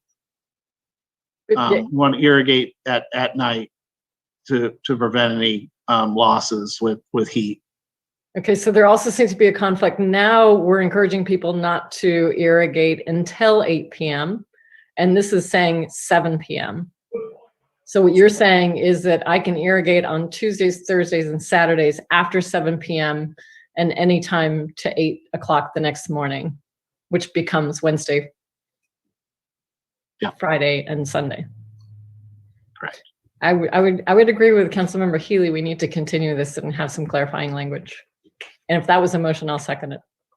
I believe it was a motion, and correct me if I'm wrong, Councilmember. Okay, he's nodding. So that's a second. So let's go to Councilmember McDonald. Perhaps just one more point of clarity. The Wells conversation, the Santa Rosa Plains conversation says 250,000 gallons a day for ag, and it says another 250,000 gallons per day for the contractors split in some formula. And I was wondering what a gallons converts to Petaluma percent. Is that like 1/2 of 1%, or is that 10%, or how much do you think we'll get out of that, and could we put that in the upcoming memo? Okay, because we're limited really on what we can meter out. So And that's the continued discussions with the water agency and the other water contractors of what they can help meter out through that allocation from the water agency on that new well. And it sounds like Councilmember McDonald is interested in seeing what that is as a percentage of our total, or a percentage of the ag total, or something of that nature? Totally independent of ag. Okay. That goes to urban, and we have a percentage we're trying to conserve and a percentage our wells do. This third source of watering for urban, what magnitude is that gallons and the percentages we've been talking about? Okay, so you're interested in that, and the other 250,000 that's going to urban, and that percentage of what our anticipated use would be. I only want to know how much this other pool that's coming in helps us. Okay, we can work on that and get that out. Okay, thank you. So we have a motion to clarify the specifics that were just outlined by Councilmember Healy, Fisher, and McDonald. And I'm assuming for Mr. Healy, those additions are okay with your motion? Yes? Yes, of course, if we can just continue it to the next meeting and include that as well. Looking for greater clarity. With that, we have a motion and a second for item, what is this, 3F. So can we have a roll call vote, please? Yes, Madam Mayor, can I just clarify really quickly with Councilmember Healy? The next meeting is June 14th, next Monday. That packet's going to be published tomorrow, which doesn't give us time to get that report out. So is this for the June 21st agenda? I assume. Yeah, June 14 is a special meeting for appointments, right? Correct. Okay, so yes, 2 weeks from today. Okay. Barrett? Yes. Barnacle? Yes. Fisher? Yes. Healy? Yes. King? Yes. McDonald? Yes. Posake? Yes. Motion passes unanimously. Okay, thank you. With that, we are done with the consent calendar and we're moving on to new business. And this is item 4A, the preliminary fiscal year 2021-2022 City of Petaluma budget, adoption of the city budget resolutions, and introduction first reading of the fiscal year 2021-2022 city appropriation ordinances. Corey Garbarolio. Thank you, Mayor Barrett, members of the City Council. As you know, each year the budget must be presented by a fund department and prepared and submitted to the City Council by the first meeting in May. We delivered the budget to you at the meeting held on May 3rd, followed by a budget workshop held on May 10th, where we went over the budget document. The fiscal year 21-22 proposed budget appropriations total $256 million and include appropriations for all city funds, including a $54.8 million capital improvement plan that funds a variety of capital projects citywide. Subsequent to the workshop that was held on the 10th, there has been one change that has been incorporated to workforce stabilization. And that change includes bringing the community development director position in-house to address the rising demand and the need to oversee a broad range of services that include building, planning, and housing. Due to the cohesive nature of those services, we feel this will improve efficiency and better meet the rising demand for services in this area. So there's not expected to be an increase in the overall cost at this time, so no change in the appropriations are recommended. As we work through establishing that position classification and compensation, and as those are finalized, we'll return back to council for additional discussion on that position. And there have been no additional changes to the budget document that was presented at the workshop.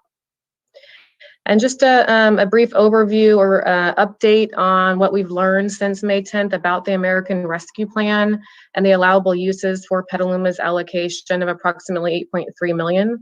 The plan is designed first to address the most critical needs resulting from the pandemic, Staff has identified portions of this funding that are critical to our reopening plan and continuity of government services, city facility workplace safety, the HVAC upgrades to meet Cal OSHA guidelines, and funds for the renovation and reconfiguration of City Hall to allow space for the increased team members is critical for our reopening. Technology upgrades are also critical for reopening in the City Council chambers and are needed to improve quality and community engagement and participation, and include audiovisual upgrades, ongoing virtual access, and improved in-person seating options. Also included in this plan put together is additional residential and business assistance that have been identified, directly assisting those in the community that have been impacted over the last 15 months by the pandemic. This includes utility customer delinquent account assistance and also a small business loan forgiveness. So these initiatives would allocate approximately 4.1 million of the 8.3 million, leaving roughly half of the total allocation for other critical capital projects and other unknowns associated with the city facility reopening. So these allocations are not included in the 21-22 budget, but we will be returning to council with a full staff report on the American Rescue Plan allocation funding and appropriations, likely in July. So with that, it is recommended this evening that the City Council consider the recommended fiscal year 2021-2022 budgets, adopt the resolutions authorizing those budgets, and introduce the appropriation ordinances. And we are here and available to answer any questions you may have. Okay, thank you very much. Do we have any questions of staff from the council? Seeing no one's hand go up, we will go to public comment, and I will ask our city clerk if you've received any comment on the budget on this item. Madam Mayor, we received 2 public comments on this item, which are posted with the agenda packet. Thank you. And with that, I will ask our moderator to, we will open public comment and see if there's anyone in attendance who would like to speak on the budget item. Thank you, Madam Mayor. At this time, members of the public wishing to speak on the budget item, please raise your hand in Zoom and you'll be called on in turn. I see one hand raised currently, so I will share my screen. You'll have 3 minutes in which to give your comments, and you'll be muted when your time expires or when your comments have concluded, whichever comes first. And speakers are encouraged to be respectful of threats of violence and obscenity or grounds for removal from this meeting. First speaker is Alana, followed by Ben Peters. Alana, you may unmute yourself and begin your comments. Thank you, Patrick, and thank you, Madam Mayor and City Council. My name is Alana. My pronouns are she, her, Aya. I am a member of the North Bay Organizing Project here in Petaluma. And in regards to the budget items, we feel that it is imperative that language justice is incorporated. The need for Spanish translation both during these meetings and also on all documents that are meant for all of us to read, all of the members of our community. This is required so that we are not silencing voices in our community. And tonight, there is an overwhelming feeling of being silenced. And I just want to say for the record, then I want to ensure that you hear this, that we have respected the process and done our due diligence in regards to the issue that has been brought up tonight. We have attempted emails and outside conversation and have been met with little empathy or any compassion, more like radio silence. The issue that has been brought up numerous times this evening needs to be addressed before the next ad hoc community advisory meeting. And we as NBOP will continue to show up for our people, and we ask that you as the City Council do the same. Thank you. Thank you for your comments. Next speaker is Ben Peters, followed by John Hanania. Ben, you may unmute and begin your comments.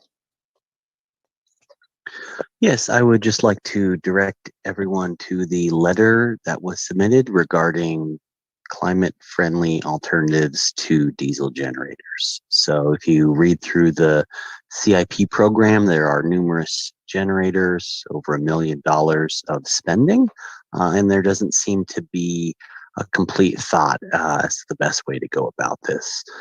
There are some recommendations in that letter including some simple language changes that you could make to this proposed budget, such as assuming diesel generators are the best technology is perhaps should be reconsidered. And let's just adopt a budget that calls for emergency power sources.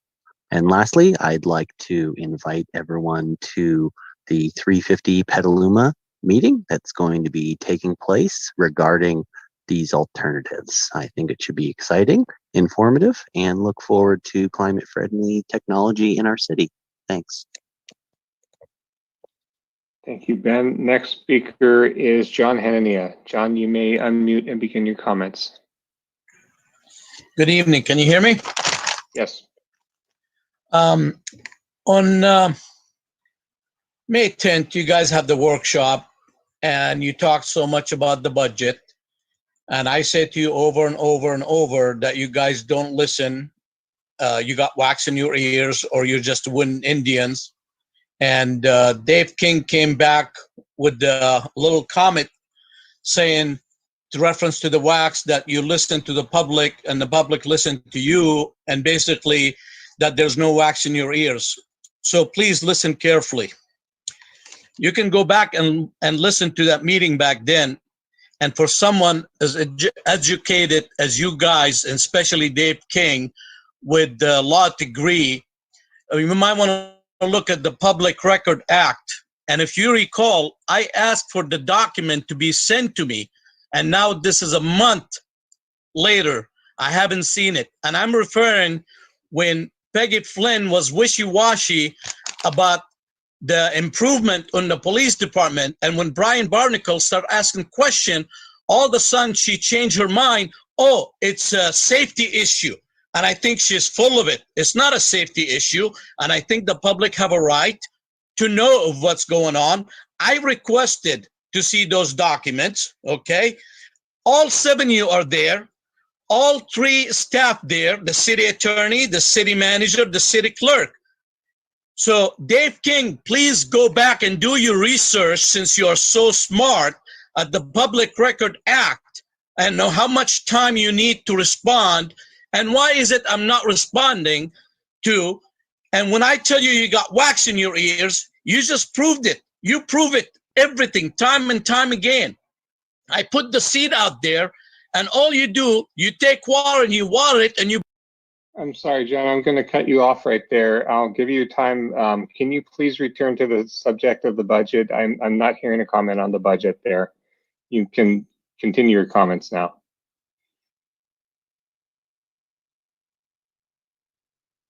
John, are you there? Are you there? Yes. Hello? Please continue your comments on the budget. Okay, well, it was about the budget. It is about the budget because they weren't listening. I asked about the budget, about the documents. Where's my documents? It's a month later. Isn't that about the budget? I asked about the budget issue for the police department, $500,000. Okay? And I have a right to know. So that is all about the budget. I'm not being wishy-washy like you guys. Okay? So I want to see those documents. It is my rights, and I don't know what the problem is. So if that's not about the budget, I don't know what is. I need to hear a response from you. Thank you.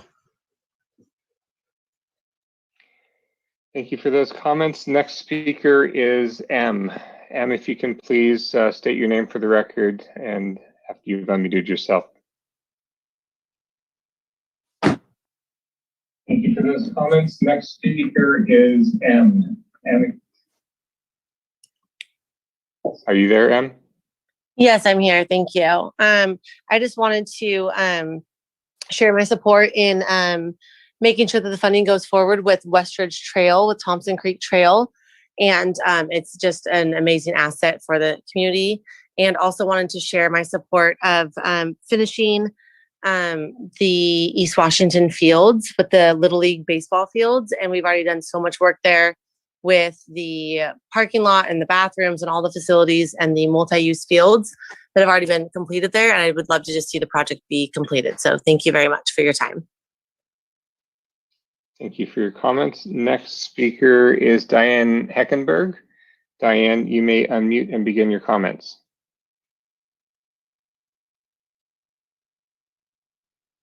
Yeah. Okay. Hi. I wanted to make a few comments since you're talking about the budget. Development on Banff Park in Petaluma. I know there's such budget constraints, and they're trying, I think you have in your plan, to reduce the ages that will be allowed to use the park in your improvements to a 2 to 5 year old level. Right now, it encompasses 2 to 12-year-olds. So I just think it would be a disservice to the community to change those age groups. For generations, that park has provided service to the 2 and 12-year-olds. The park, provides a lot of quality of life socially, economically, culturally to all age groups. So in fairness to everyone and our community pride, we should continue with that service. If you look at a lot of other communities, they do have that 2 to 5 range, but it's kind of gated and adjacent to the regular park where the ages are maybe up to the 12-year-old level. So I think we should actually keep that park the way it is to encompass all age groups. And because to change it would just send a wrong message to the community. And I think there's a lot, I know you have a lot of serious topics, but our children, that is one of the major things that we need to do. So the community as a whole, they have a lot of families that utilize it, and we should continue with it. And I just wanted to bring that up to the board respectfully, so we don't discriminate against any of the ages and keep it all the way from 2 to 11 or 12 up. Thank you. Thank you for your comments. And that is the last hand raised, so I will turn it back to you, Madam Mayor. Thank you. With that, we will close public comment, and I see the city attorney has his hand up. Thank you, Madam Mayor. I just wanted to say that staff, I've checked in with staff, and none of us know about as to what records request John Hanani is referring. So, John, if you're still watching the meeting, if you'd please submit that or resubmit that, we'll be happy to respond. Thank you.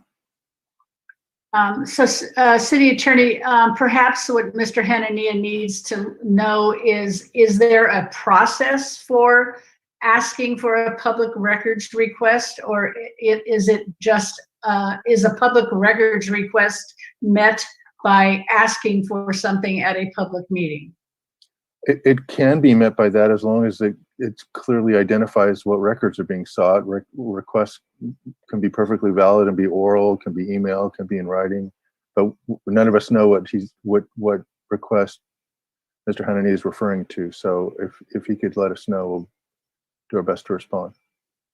Thank you very much. Thank you. Okay, so I see Councilmember Fisher's hand is up. Thank you. So as I mentioned during our budget workshop, I was really pleased with the work here and thought that the budget was really reflective of this council. So I want to reiterate that. And also the new changes of bringing the community development director in-house. I'm really pleased with that. I had asked for it and glad to see it happened.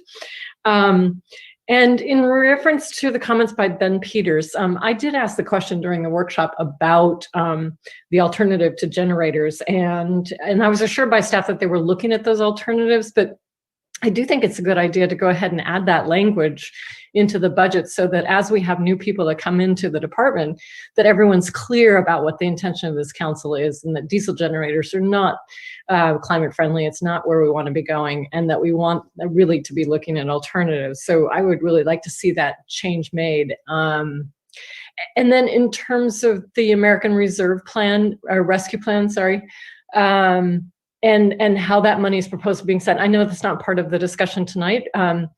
And so I'll save further discussion to our next meeting, but I want to talk about the houseless issue and how we can respond to COTS and some other comments that have been made in the public the last week or so about providing space for those people who want to be outside. So I'm hoping we can have that part of the discussion next week when that's on our agenda. And with that, that's all I have.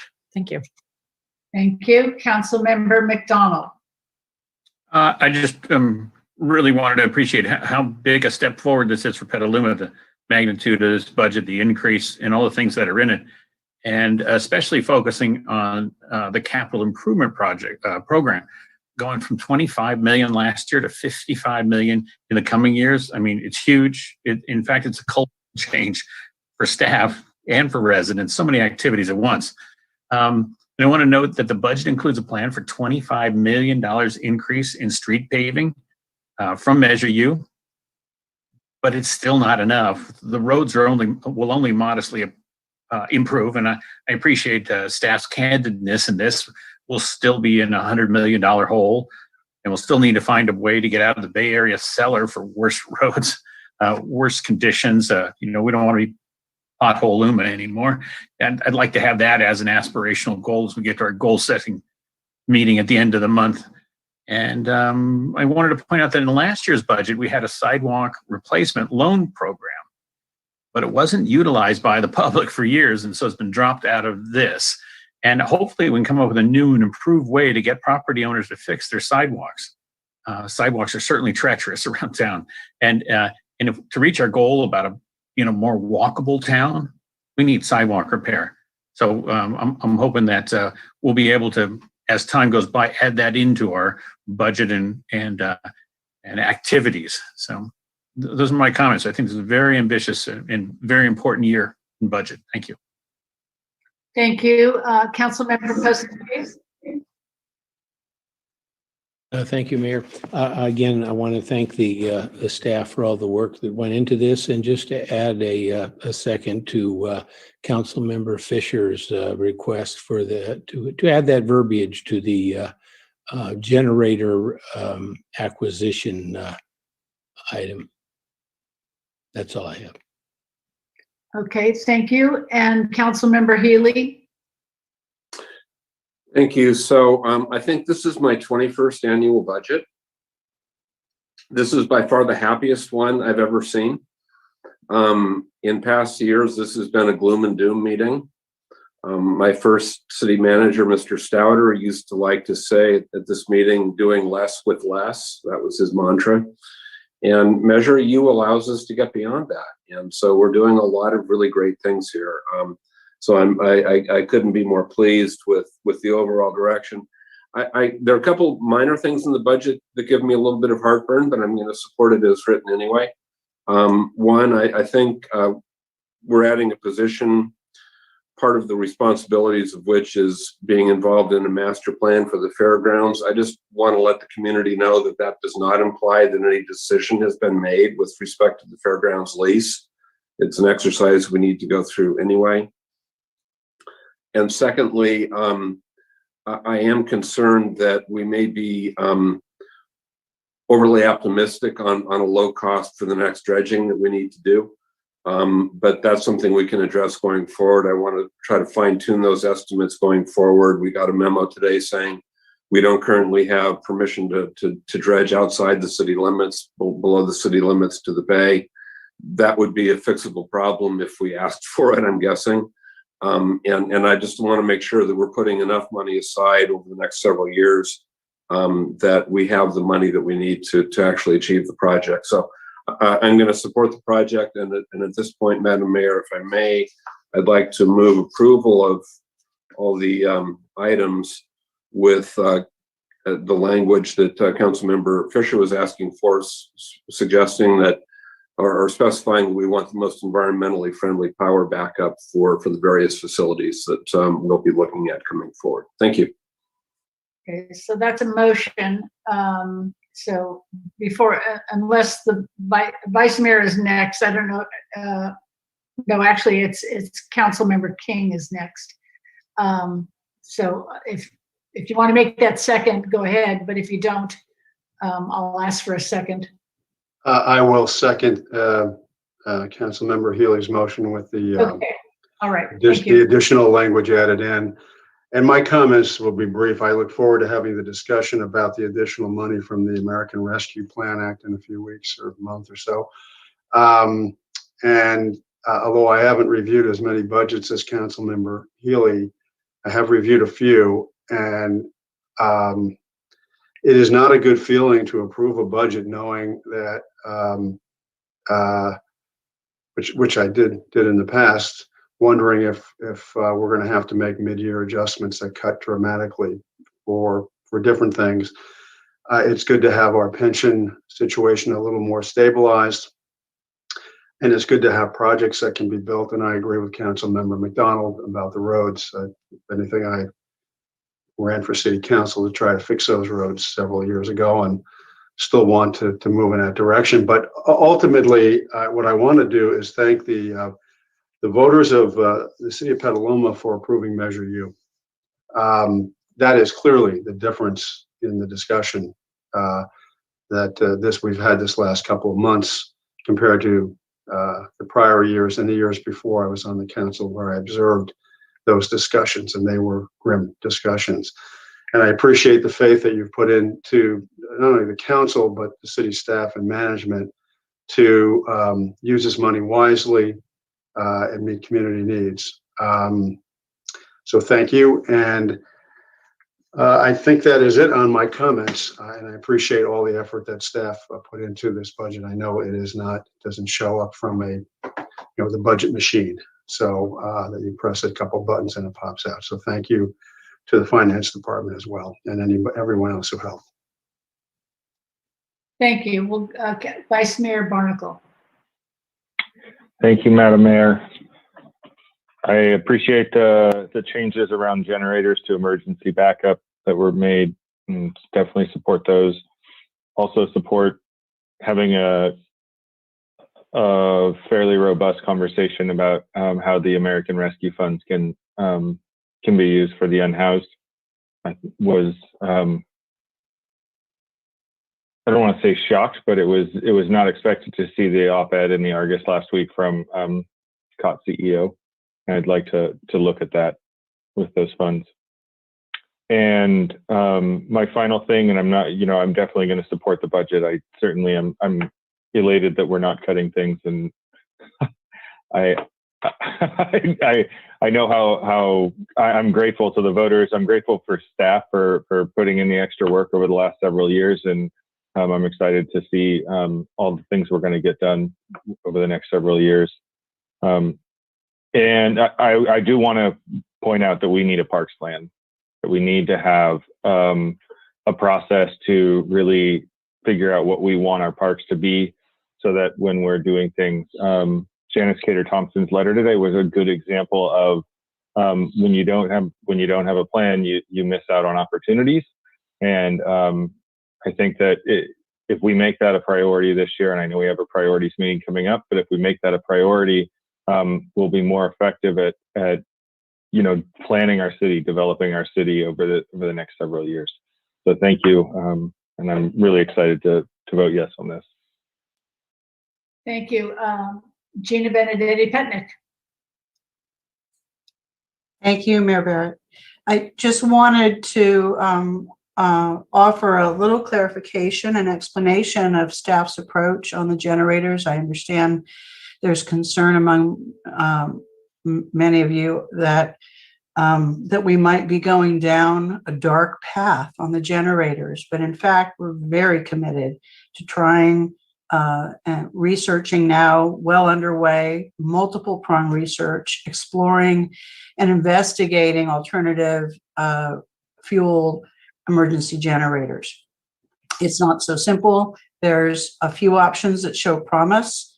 One that I'm excited about, but we haven't fleshed out yet, is the possibility of CNG fueled emergency generators, which we produce at our water recycling facility. That could be an amazing win-win if that could pan out. It's one of several lines that we're exploring.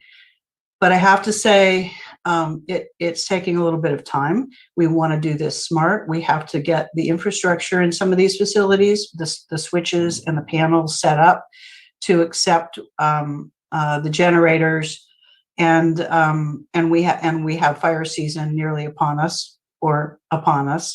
And so I probably will be recommending that we look at least in the case of the community center, a short-term solution where we may have to rent a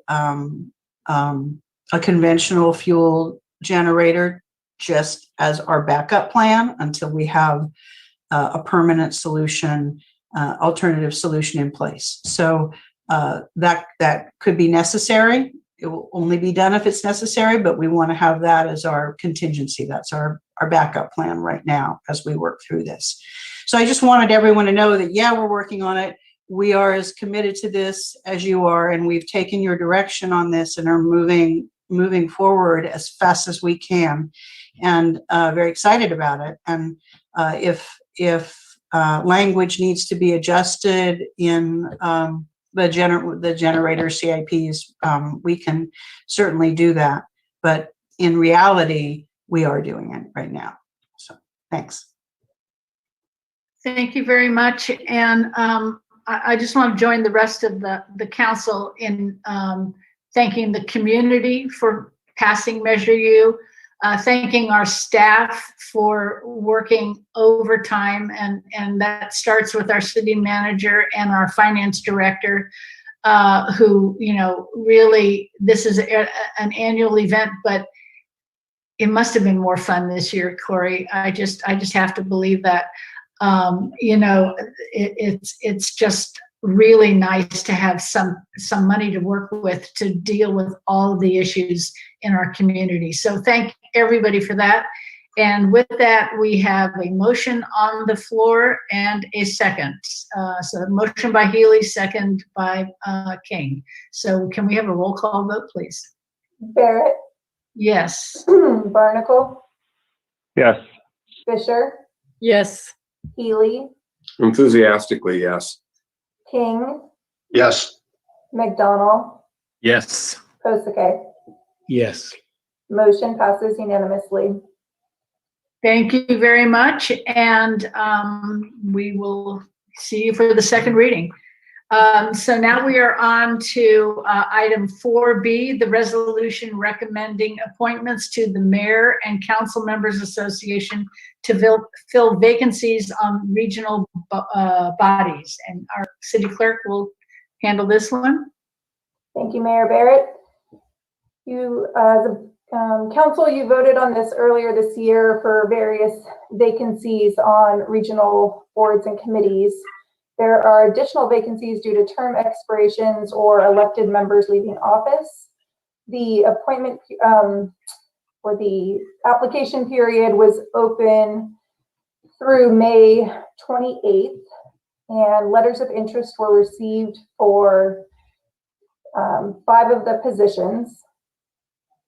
There were a couple of vacancies that nobody submitted letters of interest for, and there are several vacancies that only 1 letter of interest was received for. So the Golden Gate Bridge Highway and Transportation District, there's 1 position open and 1 letter of interest was received from Gerard Judice from Roanoke Park. For the Local Agency Formation Commission, 1 position is open and 1 letter of interest was received from Patrick Slater. And for the North Bay Division League of California Cities, 1 position is open and 1 letter of interest was received from John Sawyer of Santa Rosa. So really the only vote before you tonight, if you're in consensus on those positions, is the Measure O Oversight Committee. There are 2 positions open and 3 letters of interest were received. Kevin McDonald from Petaluma, Ben Ford from Cotati, and Eric Lofke from Santa Rosa City Schools. Mayor Barrett, did you want to see first if there's consensus for Kevin McDonald to be nominated for the 1 position, and then we'll just vote on the 2nd position? I will do that. Can I just see a show of hands if we're going to support? Yes, Kevin. Okay, and I don't see anybody. Kevin, good, thank you. I was only counting 6. Okay, so we're unanimous on Kevin. So then I can go down the dais if that works and just ask each council member whether they'd like to vote for Ford or Lofke for the 2nd position. And if there's consensus, then we can do 1 motion for the resolution recommending all of the positions. Does that work? I think it works, but do we need to have any public comment on this item? We do. So we maybe do that before or after. I think I would like to have public comment on this item before we vote, since I don't know if any of the other, Mr. Ford or Mr. Lofke is actually in the attendees, and they may want to speak before we go to our native son. So with that, have you received any public comment on this item, City Clerk? No public comment received on this item. Okay, is there anyone on the council who wants to talk about this item before we go to public comment? Seeing no one raise their hand, I'll ask our moderator to open public comment and see if anybody in attendance would like to speak on this item. Thank you, Madam Mayor. Members of the public wishing to speak on this item, please raise your hand in Zoom. I see no hands being raised, Madam Mayor, so we'll turn it back to you. Thank you. With that, we'll close public comment, bring it back, and let our city clerk go down the roster, and we will make a comment. I go down virtual dais here. So, Councilmember McDonald. I think we're looking for one name for Ford or Lofke. Ford. Councilmember Healy. Ford. Councilmember King. Ford. Vice Mayor Barnacle. Ford. Councilmember Fisher. Ford. Councilmember Posake. You're on mute, Dennis. Ford. And Mayor Barrett. Ford. Thank you. Looks like that's unanimous. So I can plug that in the resolution, and then if we just want one motion for all of those names, I can record it that way. I see Council Member Fisher putting her hand up. I'll make that motion. And do we have a second from Council Member Healy? And we'll have another roll call vote. Barrett. Yes. Barnacle. Yes. Fisher. Yes. Healy. Yes. King. Yes. McDonald. Yes. Posake. Yes. Motion passes unanimously. Thank you. And I'd also like to thank Kevin for putting your name in on this measure oversight. I really think that once again, the voters of Sonoma County really did step up to this really important issue of mental health. And I'm glad that you are going to be looking out for the whole county's interests, but hopefully the South County as well. So with that, we will move on to public hearing. And this is on the public meeting to hear testimony regarding the annual assessments for the landscape assessment districts, adopt a resolution describing improvements and direct preparation of engineers report for fiscal year 2021-22, an annual assessment for landscape assessment districts, resolution providing preliminary approval of engineers report for landscape assessment districts fiscal year 2021-22, and resolution of intention to order the levy and collection of assessments pursuant to the Landscaping and the Lighting Act of 1972 for landscape assessment districts fiscal year 2021-22, and set the date of the public hearing. And with this, we will hear from Aaron Zavala. Thank you, Madam Mayor. I actually have my colleague Cindy Chong, who oversees all the landscape assessment districts, leading this item. Okay, I just saw you were highlighted on my screen, so I thought it was you. So, Cindy. That's okay. Erin's always highlighted. Thank you, Madam Mayor, council members. This evening, I'm coming to you with our annual first meeting of two that we do in order to levy and pull the assessments for the landscape assessment districts as listed by the California Streets and Highway Code that we're required to. So as you all know, we have 47 landscape assessment districts, and within all of those, we have various amenities from landscaping, vegetation, trees, to lighting, to fences, sound walls. Sometimes they vary depending on the district. Attached for you is the engineer's report that lays out the the finances and the proposed improvements. We don't have a lot of proposed improvements for this year. What we do have is a recalibration and alignment of the services that we're going to be providing that's listed out so that we can be more accountable to our parcel owners. And so that they more clearly understand what services they should be receiving as far as maintenance goes. And you know, for you today, this is the first of 2 meetings. We are going to have our public hearing actually ordering the levy and assessment of the fees on July 19th. And that's all I have for you tonight. I'm open for any questions or any clarification you have. Thank you. And I see one hand up, and that's Vice Mayor Barnacle. Thank you, Madam Mayor. Cindy, on I noticed that we operate this year we've operated at a deficit.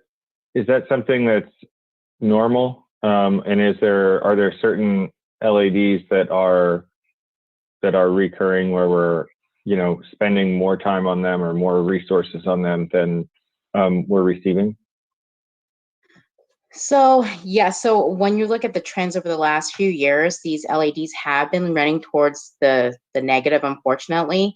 Some of them are not, but most of them are. So in this current year, that's why in the engineer's report is laid out to more clearly show what the level of services are. So we can more clearly define that and then share with the public in the coming year. If we want to change the level of service, we'll need to go to ballot to increase assessments. Which will most likely be needed because we have to do some improvements in a lot of our LADs. In order to get those done, we need funds. But currently, yes, Vice Mayor Barnacle, you are correct. We are running towards a negative in a lot of the districts. Do you have a sense of, is there any plan to go to the ballot for this, or is that sort of something we'd need to do if we wanted to address this, or is it? We will need to go to ballot, in my opinion, and it's what I'm going to recommend in the coming year. We need to do a more thorough assessment. But, you know, I think there's a difference of, there's improvements we'll want, you know, there's a want to do, and then there's a need to do. So when you have a fence that's deteriorating, you need to fix it for safety reasons. There's also going to be a lot of changes coming with the new IPMP in place, right? So in the past, where our contractor may have used synthetics, which, you know, at this point we've blamed glyphosate, but they've used other synthetics, there's an increase of cost because the cost of organics costs more and manual labor costs more per hour to do what we need to do. So there will be improvements that we'll have to share with the parcel owners so they clearly understand what we're requesting and what improvements we want to make. Thank you. Okay, thank you. Councilmember McDonald, followed by Councilmember Fisher. Thank you. So just for clarity, when you use the term ballot, that just means mail them a letter and they submit it back, right? That's a fairly straightforward process. Thank you. As opposed to, you're making the distinction for people in the public who may not know, it's not something that would go for the entire city to vote on, just the members of the assessment districts. That is correct. Yes. Okay. Madam Mayor, for clarification, it would be going through the Prop 218 process. Yes, thank you. Does that answer your question, Councilmember McDonald? Yes, okay. And so I just didn't want to see one more special election this year. No, we do not. Councilmember Fisher. Well, I want to make my plug for the Master Parks Plan and to talk about LEDs at the same time. And, you know, I come at this from a permaculture design lens, and, you know, turf, you know, it takes a lot of maintenance and it takes a lot of energy and it takes a lot of water. And so I just want, and Cindy, I'm really pleased to have you in this position. And I just want to reiterate, when we're looking at our open spaces, our parks, our LEDs, really thinking about how they're being used, who they're serving, how they can be used better to not only sequester carbon, we know we're going to have to do that to meet our lofty goals, but to also, you know, take care of our natives and our pollinators and the rest of it. So that's my plug for ecology for the day. Thank you.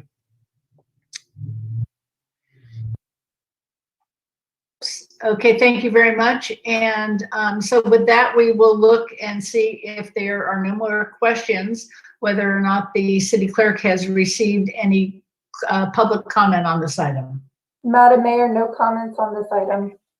Okay, and so now I will, this is a public hearing, and so I will ask our moderator to see if there's anybody in attendance who would like to speak to this item. Thank you, Madam Mayor. Members of the public wishing to speak on this item, please raise your hand and you'll be called on in turn. I see no hands raised, Madam Mayor. Okay, thank you. With that, we'll close public comment and we will bring it back to the council for a motion. We have 3 resolutions we need a motion on. So, Councilmember McDonald. I'd like to make a motion to approve all the resolutions as written. Thank you. And Councilmember Posake? Second. Second. Okay, no other comments. Okay, so we will have a roll call vote. Barrett, Yes. Barnacle, Yes. Fisher, Yes. Healy, Yes. King, Yes. McDonald, Yes. Posake.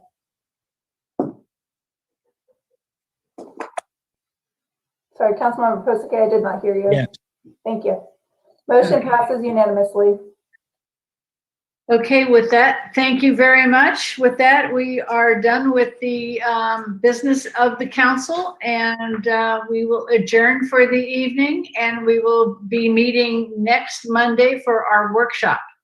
So, and that starts at 6 p.m., is that right? 6 p.m.? Yes, okay. I'm just checking with the city clerk, but I did see the city manager nod. But, okay. Next week for our workshop. Next week is 6:30. Peggy, do you know? I thought it was the special meeting. I thought we started at 6, but I don't remember seeing that on the agenda. Really quick, just to see. Guess we could look back up onto the. My calendar says 6 p.m. Okay. 6 p.m. Yeah, actually, it says 6:30 on the tentative agenda. Oops. So 6:30. Okay.